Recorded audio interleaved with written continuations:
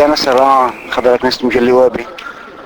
שוב אנחנו נפגשים לצערי הרב בנסיבות עצובות שאנחנו נפרדים מלוחם גאה בן העדה הדרוזית. אני חושב שהמלחמה הזאת, שהייתי אומר לא הייתה ברירה אלא לעשות אותה, אחרת אנחנו נסכן את הקיום שלנו, משלמים מחיר, והמחיר הזה שאנחנו משלמים אותו במיטב בנינו, בתקווה שנוכל לעשות שקט ונוכל לחזור למסלול תהליך השלום.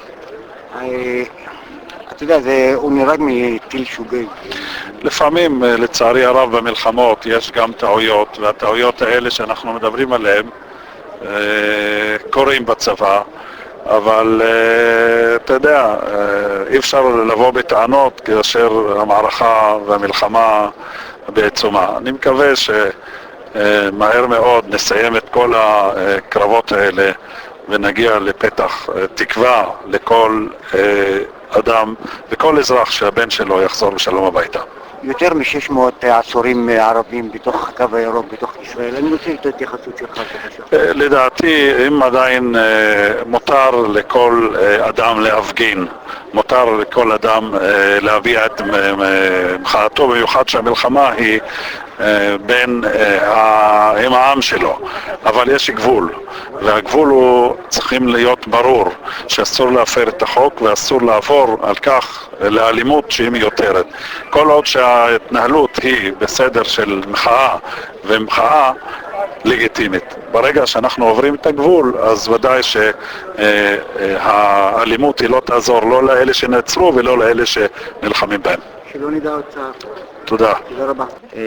שרה פטרושקה, את המחנכת של יוסי בכיתה א', ביסודי, כן. את זוכרת אותו? בוודאי שאני זוכרת אותו, ילד מקסים, עם עיניים שחורות, מבריקות, נבונות.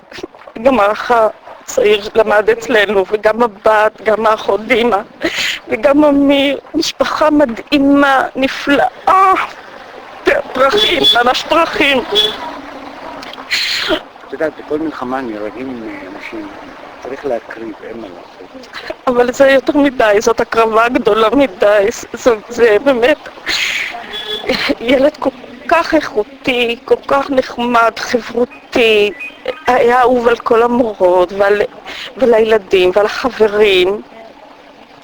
אני לא חושבת שאפשר היה לשכוח אותו, זה ילד שכל הזמן נזכרו אותו. טוב, שלא תגיעו צער. אמן, אמן.